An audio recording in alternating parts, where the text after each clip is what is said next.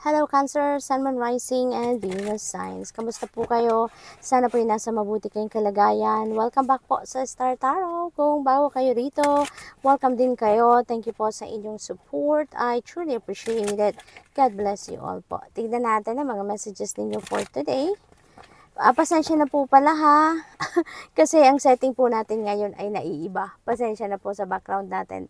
Nandito lang po ako sa sasakyan. Magre-reading sa ngayon. Nasa parking lot po ako ng hospital kung nasaan naka-confine po ang mama ko. Tignan natin ang mga mensahe po ninyo for today. We have the Queen of Wands energy. Napakaganda nito, no? Kasi ano kayo ngayon? Desidido, determinado, buong-buo ang loob. Kung ano man ang pinaplano ninyo, kung ano man yung ini-envision ninyo for yourself, parang handa na kayong mag-take action sa ngayon. So, which is really, really a beautiful energy, no? Kasi, ano na kayo, on the go, no? On the go. Alam mo na kung ano yung target mo. Alam mo na kung kailan mo gustong ma-hit ang target mo. And that is going to inspire you and motivate you na talagang mag-work hard ka para dyan at gagawin mo ang lahat dito, no? Para matupad mo kung ano man itong gusto mong ma-accomplish dito. So, good luck po. What else? Eight of Wands. So, talaga, no? Ang determinasyon nandyan, ang excitement nandyan. Plus, may mga opportunities dito na parating sa inyo. Napakagandang opportunities. So, most likely, no? Kung ano man yung ine-envision ninyo dito for yourself, kung ano yung gusto ninyong simulang gawin sa ngayon, posible, no? Dito na yan ay in alignment with your purpose or in alignment with your destiny. Kaya sinusuportahan kayo dito ng Divine Universe. You will be sent wonderful opportunities dito that could be in support of whatever it is na ine-envision ninyo for yourself. Whatever it is na gusto ninyo simulang gawin. So, this is really, really beautiful energy. Mabilisan din ang galawan ng lahat dito. Mabilisan siguro ninyong makikita ang resulta or mas mabilis ang pagpoproseso ng kung ano man ito na mga gagawin ninyo, no? So, that's really, really beautiful. This could also be travel for some of you, Cancer. Maaaring magta-travel kayo. I'm hearing 7 months. So, maaaring within 7 months or in 7 months ang travel dito ni Cancer. At saka ano po ito ha, maaaring international travel ito. Maaring biglaan kayong magde-decision din dito na mag-travel or for some reason siguro kailangan talaga ninyo na mag-travel agad-agad. Maaring ganun ang sitwasyon dyan. But of course, it's not going to resonate with everyone. So just take as it resonates po. We have the Hermit energy, no? So this is Virgo energy. Maaring meron kayong Virgo placements sa inyong chart or posible din na meron kayong Virgo that you are dealing with or you're going to be dealing with a Virgo, no? That is possible. Looks like also that meron kayong mga important divine guidance dito na gusto ng Divine Universe na malaman ninyo. That's why you're being asked here to put yourself in solitude, put yourself into stillness, mag-reflection mode muna kayo, magmuni-muni kayo, because there could be epiphanies, there could be inspiration or, you know, intuitive messages dito na maaring dumating sa inyo during those times, no? Kaya, napakahalaga nito din na ibigay din ninyo yan sa sarili ninyo para nang sa gayon kung ano man yung guidance na hinihingi ninyo or kung ano man yung guidance na kailangan ninyo, no, on how you're going to navigate these opportunities dito, then alam niyo na, no, na you are divinely guided, no? So, what else? We have Queen of Cups. Ayan, so meron tayong dalawang queen dito. So, most likely, ang iba sa inyo dito, no, Cancer is being supported, ano, by matured people, no? Siguro, marami kayong supportive energy. Pasensya na, dulas-dulas na upuan. So, yun. So, maaring ano po ito, meron siguro mom ninyo yan, dad ninyo, kasi general reading naman tayo, so this could be male or female energy na very supportive of you. So, posibleng ganun ang sitwasyon dito sa inyo. At saka, ano to, this is your energy. So, maaari din na ang sitwasyon ninyo dito dahil ano na kayo, naturally sensitive at saka intuitive na kayo, maaaring sa ngayon, mas malakas pa ang inyong mga intuitive abilities dito. So, make sure that you are tuning in to your intuition, you are tuning in to your inner voice, no? Mag-connect talaga kayo sa sarili ninyo, mag-connect kayo sa higher consciousness ninyo because it feels like meron talaga mga divine guidance dito na parating sa inyo. Meron ditong mga gabay, mahalagang gabay talaga na ibibigay sa inyo dito, no? That is going to help you on how you're going to navigate these opportunities na parating sa inyo. So, good luck po. And that's all I have for you for today. Thank you for watching. Love and light. Namaste. Hello, Scorpio, Sun, Moon, Rising, and Venus signs. Kamusta po kayo? Sana po yung nasa mabuti kayong kalagayan. Welcome back po sa Star Tarot. Kung bago kayo rito, welcome din po kayo. Thank you sa inyong support. I truly appreciate it. God bless you all po. Tignan natin ang mga messages ninyo for today. Scorpio, pasensya na po kayo sa setting natin. Ang background po natin, medyo madilim. Nandito lang po ako ngayon sa sasakyan. Nasa parking lot lang po ako ngayon ng hospital kung nasaan naka-confine ang mama ko. Kaya pasensya na po sa background. Quick reading lang po ang gagawin natin ngayon. Okay? So, your first message for today is the Four of Swords. So, most likely, ang iba po sa inyo sa ngayon is Scorpio, siguro ay pagod. No? It's not only physical exhaustion, but maaring ang iba sa inyo mentally din, no, emotionally, pagod na din kayo. So, maaring there are imbalances happening sa buhay ninyo at this point. Kaya, iniimbitahan kayo dito na mag-step back muna kayo ng kahit saglit lang po. Diyan sa kung ano man na nagkukos ng stress sa inyo. Sa kung ano man yung nagpapagulo ng isip ninyo. Pahinga muna, step back muna. Hindi ibig sabihin na, lalo-lalo na kasi kung merong mga situation ang iba sa inyo na mayroon kayong kailangan pagdiskartehang problema, kailangan solusyon ng problema, yung mga gano'n. Not necessarily na naiiwasan nyo yan or tatalikuran yan completely, no? Ang napipick up ko dito, talikuran nyo muna yan ng kahit saglit lang. Saglit lang, para lang na maibalik muna ninyo yung concentration ninyo, yung balance muna sa sarili ninyo so that you can think better. No, makakapag-diskarte kayo ng mas maayos, mas makakapag-isip kayo ng mas maayos. Then get back to it. No, deal with it squarely, no?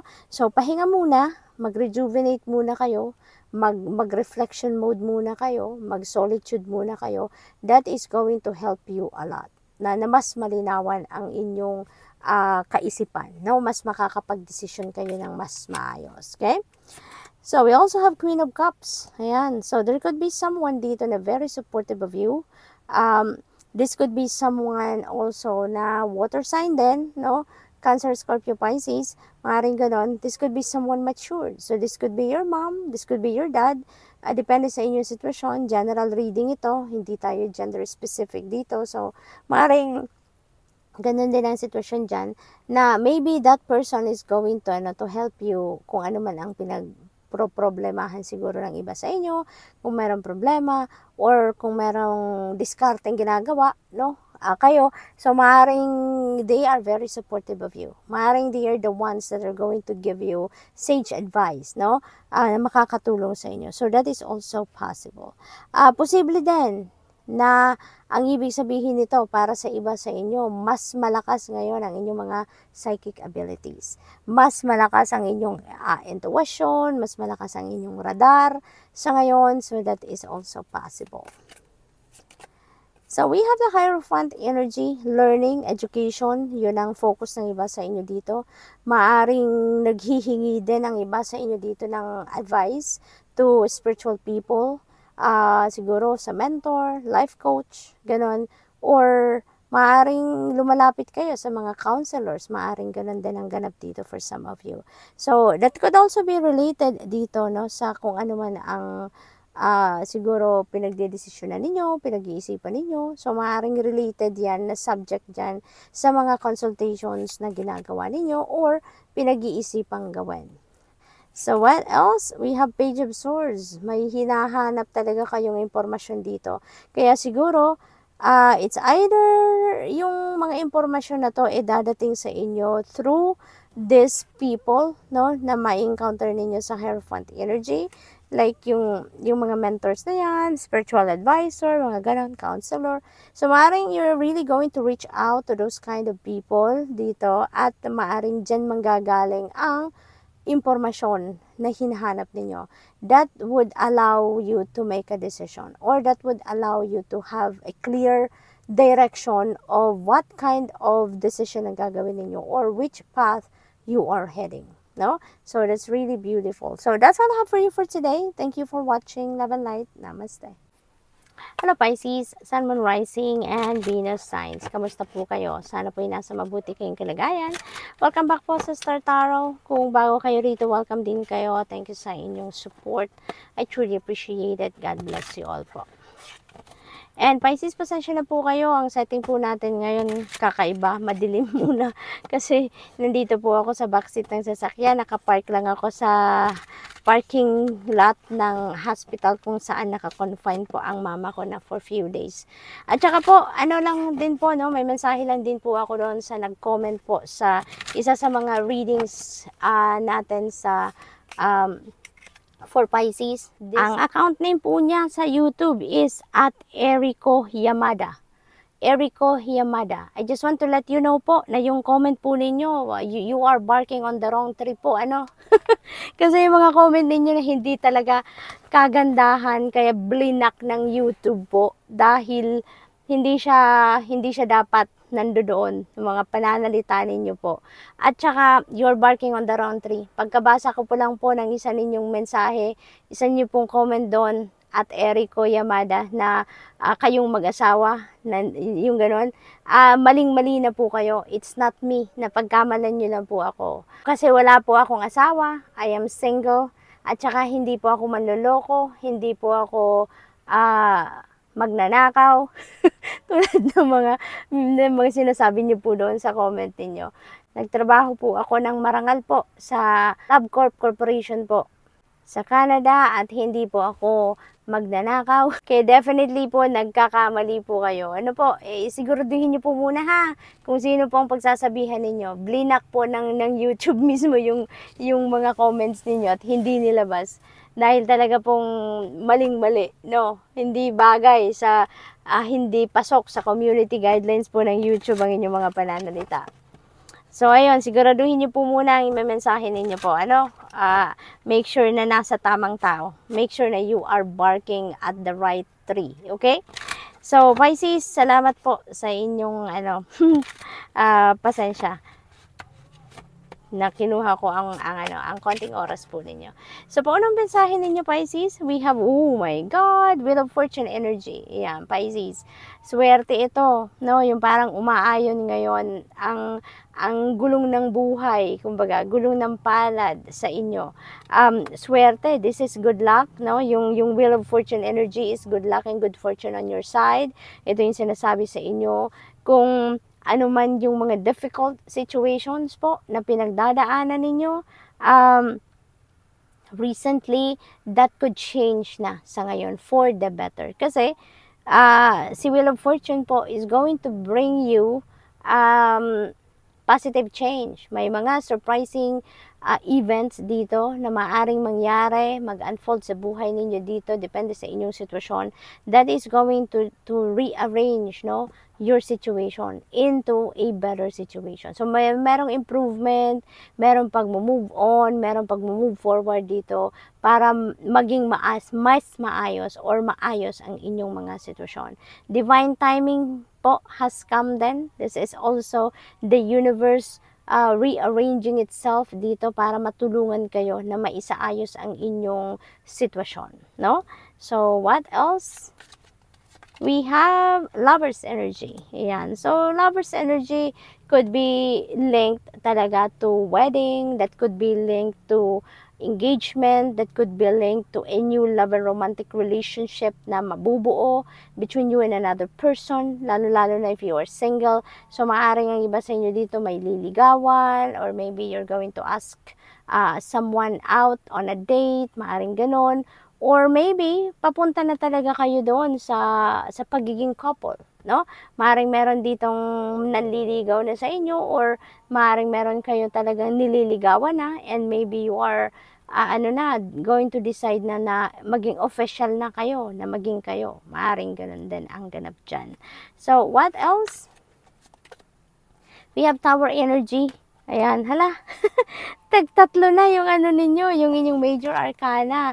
So, pagka ganyan, ibig sabihin na there is going to be a major event, na maaring mag-unfold sa buhay ninyo, wherein, meron siyang long-term impact, kumbaga, sa buhay ninyo. Kaya, kung ano man to, that could be related sa relationship, that could be related sa trabaho, negosyo, mga ganon. Depende sa inyong sitwasyon.